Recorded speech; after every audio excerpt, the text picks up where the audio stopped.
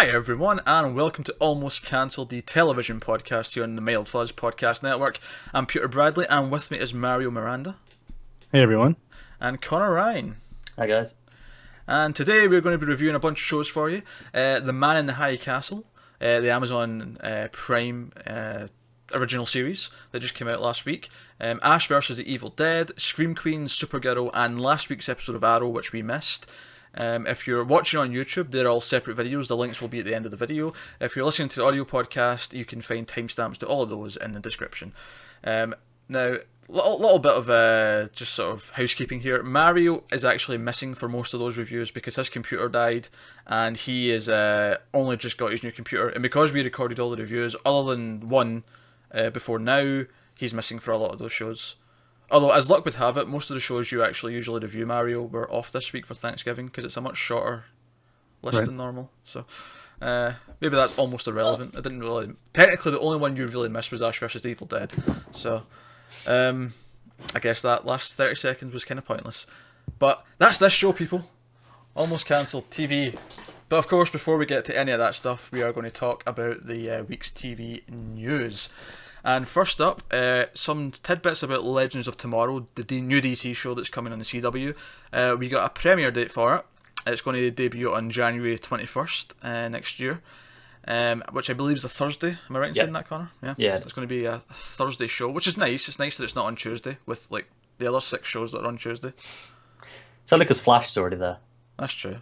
But, I mean, to be fair, Scream Queens will have stopped, but Tuesday night is like packed with stuff. Brooklyn Nine-Nine's moving to Tuesday as well. So is it? Yeah, we covered this last time, didn't we? Oh, fuck. Fuck it. It's like even like Agents of S.H.I.E.L.'s not going to be on because, I mean, it isn't on, but Agent Carter's replacing it, so that's like a, back to even. God damn it. Alright, well, the other stuff that came up for Legends of Tomorrow is we got a trailer for the show which focused on the time travel elements and that Vandal Savage in the future will have basically taken over the entire human race, as you do. And so we knew that the plot was basically Rip Hunter comes back in time and recruits the team to go back in time and try and stop him before anything ever happened. Because Vandal Savage, if you don't know, is thousands of years old. So what did we think of this trailer, Connor? I thought it looked like a lot of fun. It looked like a typical sci-fi time travel thing, but quite fun. Yeah, it just happens to be in the DCU. Yeah, pretty much. Mario, how much did you hate it? It's not even a hate, I just don't care. It kind of looks a little bit like it belongs in the Sci-Fi Channel. And then people from the Arrowverse doesn't help. So it doesn't have a whole lot going for it, for me. Nah, I get that. I really enjoy Flash, and this feels like it's veering more towards Flash than it does Arrow. Definitely. There's a couple of Arrow characters in there, of course, but one of them's Atom, who's basically a Flash character. Yeah, he's definitely the most fun out of the whole bunch, and probably the only bright spot of the absurdity and dark place that was season 3. So, I thought it looked fun. I like that it's just basically a science fiction time travel story that's going to take place over, was it 13 episodes? I can't remember what the Something like that. 10 or 13. It's a contained story. It looks like it's going to be heavily serialized. It's not, more so than the other shows because it's like an event. Yeah, it's interesting that they're actually going that route because they haven't really done that before with these sorts of shows, I don't think, for them. Well, maybe that's the fun of having this like extra one that they only have on for half the year. Yeah. Is they get to use this as their event sort of series. Now, one final thing on this, now keep in mind, this is from Bleeding Cool, so take it with a grain of salt. But they have been saying that they've got an inside source that says that the cast of characters for a second season will be changing. It's going to be kind of like the old Justice League Unlimited cartoon, and that the roster will constantly be shifting from season to season. And that one of the characters that apparently hoping to have in season 2 as a regular would be Constantine, played by Matt Ryan. Of course. Makes sense. I mean, like we were saying, it's so serialized that it has a limited concept run. So changing up the cast and the story every time and do it as an anthology makes complete sense. Yeah, I like that idea. I like that idea because even if season 1 sucks, then season 2 could still be good. Yeah. Or if season 1's great and season 2 is shit, then it doesn't really matter that much because it's a self-contained story. You know? Yeah. It's the same reason why we're not that upset if Stream Queens gets cancelled, because it's like an anthology. The story's going to be finished. You know? We're just missing out on getting a second story. So, yeah, okay, so we'll see how that goes. As far as Constantine, whatever, I really don't care. Like, it felt forced and Arrow. Might be different if he's designed with that in mind, because obviously in Arrow it was a last minute decision. Whereas who was the British dude in the trailer? Who sounded and seemed just like Constantine already? Rip Hunter is his character. Yeah, he kind of already seemed like that to me.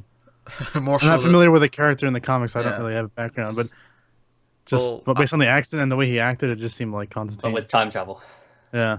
Well, I'm a DC fan and I'd never heard of Rip Hunter. No one had heard of him. So don't blame yourself for not knowing that character, Mario. Alright, so that's Legends of Tomorrow. Next up, here's news that no one was expecting this week.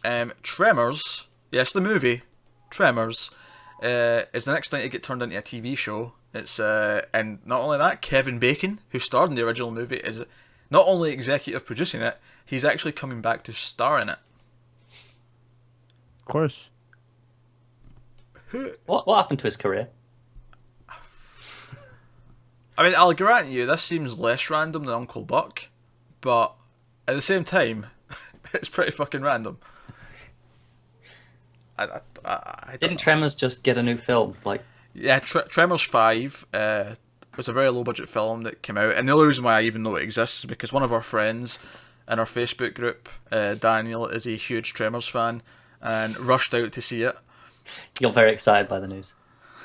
Oh yeah, he was very excited by this. He's over the moon by this. It's also 1.21 reference. It is, yeah. Alan Malden, when he was on 1.21, used to have a little catchphrase. It's no matter what we were talking about, he'd say it was going to be like Tremors. Because once he said something was going to be like Tremors, and we thought he was talking crazy and out of his ass, because it was nothing like Tremors. Tremors, if you don't know, it was set in a small town and was about giant underground worms that popped up and killed people. Yeah, supposed to be like prehistoric ones. Yeah. I think that was the idea.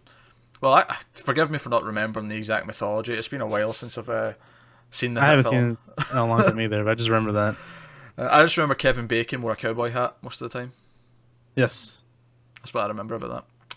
And there was a lot of... It was basically a movie version of... you know that game you play when you're a kid, Lava, where you try to stay off the floor?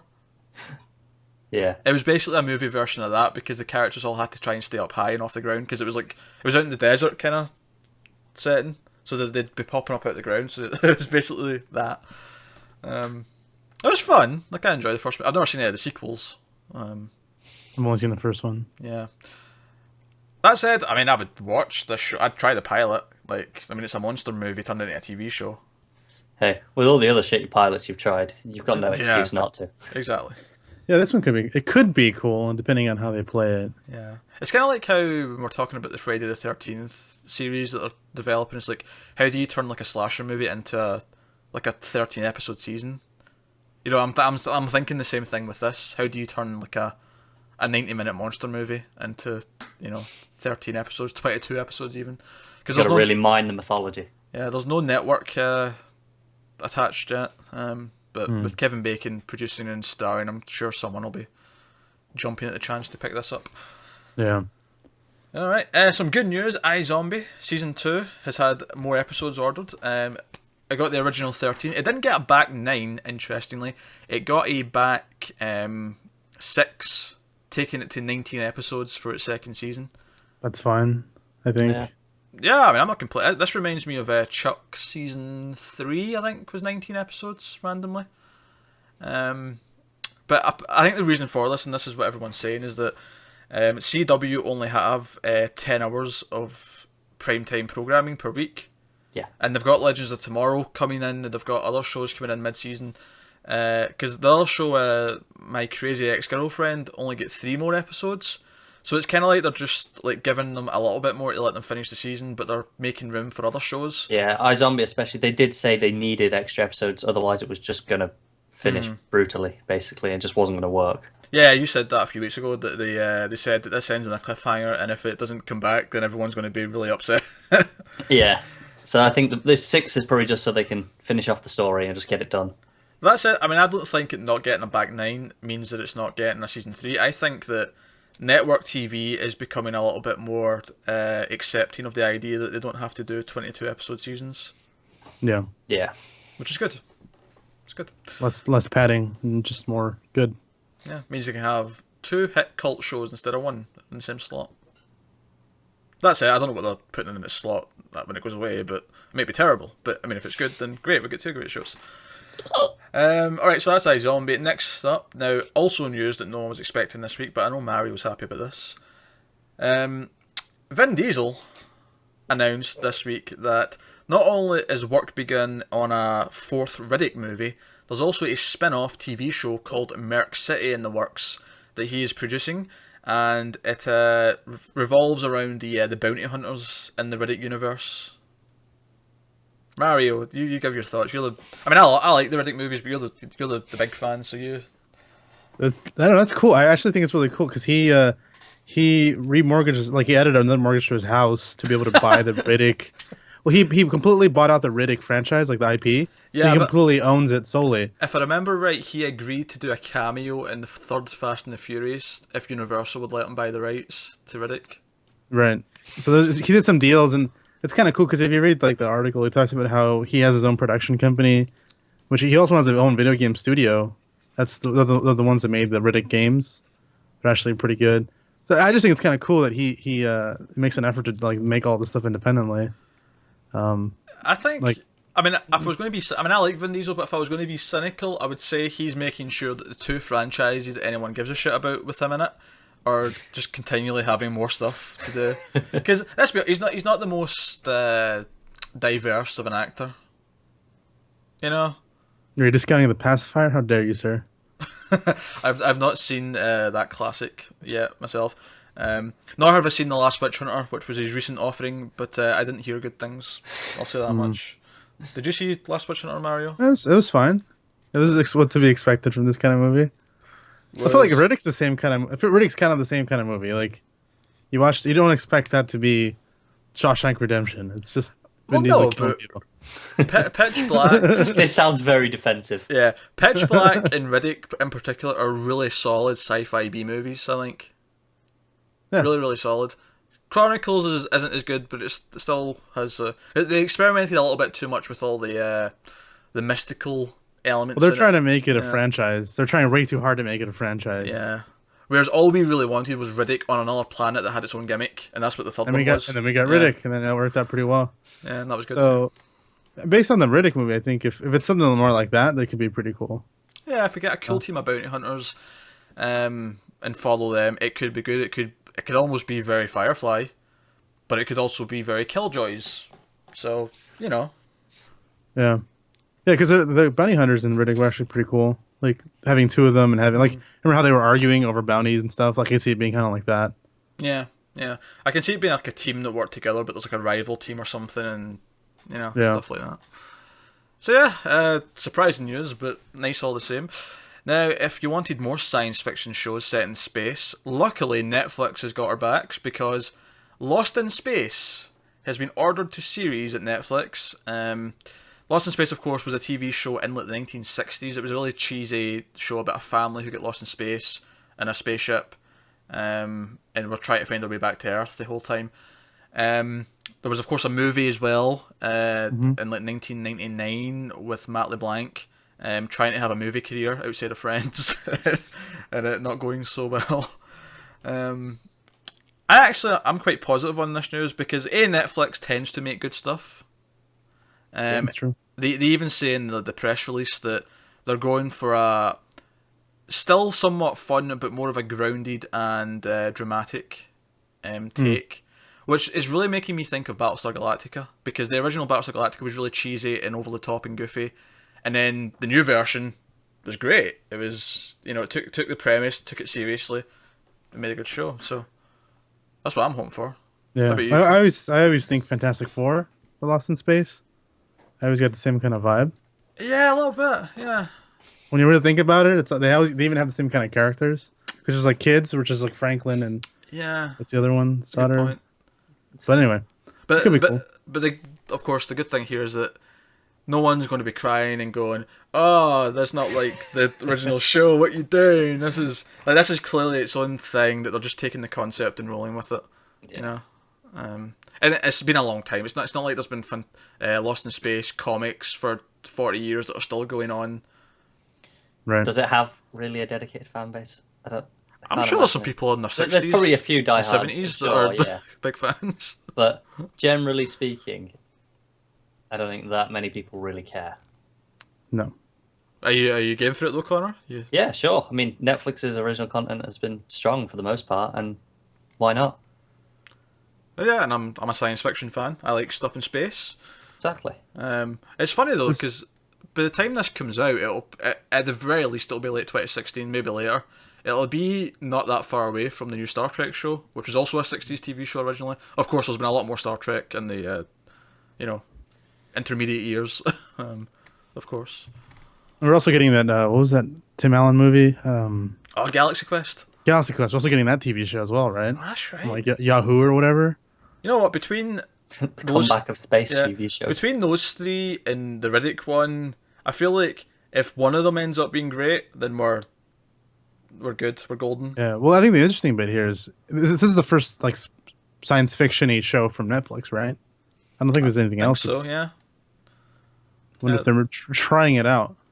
Yeah, all their stuff's either just hardcore sort of drama, or maybe with comedy, slight elements of horror. Yeah, comedy, and then obviously the Marvel stuff is kind of its own thing. But yes, it's definitely their first. Because if anybody can bring back Firefly. Oh yeah, if the Lost in Space show is great and it's got good effects and stuff, and I expect it will because it's on Netflix. And then Castle gets cancelled, and we finally get Nathan Fillion free. Fuck that show. The weird thing about Castle is I often think myself going, I really don't want to watch it, but I'm glad my man Fillion's getting a paycheck. Yeah, that's true. But then every time I watch it, I always think of all the people that like this show and like Nathan Fillion because of that show, but then never watch Firefly, and I'm like, you guys are doing this wrong, right? You're watching you just judge them all. Watch Firefly. That's much better. Actually, I think we should just merge all of our shows into one thing called Mario Judges Things, and just give things for Mario to talk about, and he can judge things, and then we can try and defend them sometimes not, depending on what it is. Alright, so that's Lost in Space coming from Netflix. Now, speaking of things coming back, I think we did cover this in the news a few weeks ago that Mystery Science Theater 3000 had a Kickstarter to be revived. It's currently past its goal for the first 3 episodes, and what I like about this Kickstarter is the stretch goals are really simple. It hit the first amount, you get 3 episodes. It hits the second amount, you get 6. Hits the third, you get 9. And if it hits the final one, which I think is 5.5 million, you get a full 12 episode season. Simple, you can see where the money's going. Batches of episodes, great stuff. But the news this week is that Felicia Day has come on board to play the daughter of the evil scientist from the original show. So she's going to be the one that's actually sending the movies to... I think Joel's the one that's going to be in this one. She's going to be the evil scientist sending him awful movies to watch. Which is cool. I know neither of you guys have ever watched Mystery Science Theater. I haven't, so the concept is kind of beyond me as to this evil scientist bit. This is the first I've heard about it. Alright, so basically in the original show, the loose setup for the plot was that Joel worked at this company called Gizmonic, I want to say. It's in the song. It's a really catchy song. You'll appreciate the low budget nature of this song if you ever watch it, Connor. But it explains the plot. They shoot him into space because they don't like him, into a space station. And as a science experiment, they send him like the worst movies ever to watch. And then he watches them with his 2 robots that he's built, and they make fun of the movie as they watch it. And that's the show. Okay, fair enough. And it's good. But Felicia Day is going to be the evil character in this one, and that's kind of cool because she's a new hip person, and it's the old show coming back, and it's nice. It's nice news. Now, to wrap up the news this week, we've got a couple of renewals to talk about. First one I'm very happy about. Fargo has been renewed for a 3rd season. Season 2 has been reviewing exceptionally well to everyone on the planet except Mario. And everyone who's been watching it's really happy about it. So that's great news. So Fargo's been back for next season. Next one is not one I particularly give a shit about, but some people do. Girl Meets World has been renewed for a third season. So if you're one of these people who's watching this, even though you're an adult because you have nostalgia for Boy Meets World, you're like James. James, I'm sure, loves the show. He's probably in the credits somewhere. Oh yeah, of course. He probably is. He probably solely kickstarted this. He probably just sent money to the people involved. Here's. I think it's more likely he sent people's fingers and said, like, if you don't make this, there'll be more to come. Yeah, if you're curious who James is the guy in our group on Facebook who willingly wanted to see the Gem and the Holograms movie because he has buckets of nostalgia for that kind of shit from the 80s and 90s. I don't know if he ever actually did go and see it. I think the overwhelmingly negative, horrific reviews. I think that's putting it lightly. This movie tanked so hard that I think it's Universal pulled it from cinemas after 2 weeks. Jesus. It's not as bad as that other movie that came out. The Morgan Freeman one. Yeah, Olga Kurylenko, whatever her name is, who it's an action movie with her and Morgan Freeman. Came out in the UK the same day as Hunger Games, and it made something like £45 for the whole weekend. £43 across the whole of the UK for the weekend, which was like an average of like £4 something per screen. Which basically meant in each place one person went to see it that it was showing. Those poor bastards. I know. You know they were killing time. They didn't go because they were excited about the movie. They went because I've got 2 hours to kill. I'll just pop in and watch it. It can't be that bad, right? Okay, anyway. So that's the news for this week. Yeah. So if you're listening to the audio version, we're going to talk about the shows. If you're on YouTube, go and click the links after this, the annotations for the other that reviews. game again. Yeah, this game. So they're going to be all up here.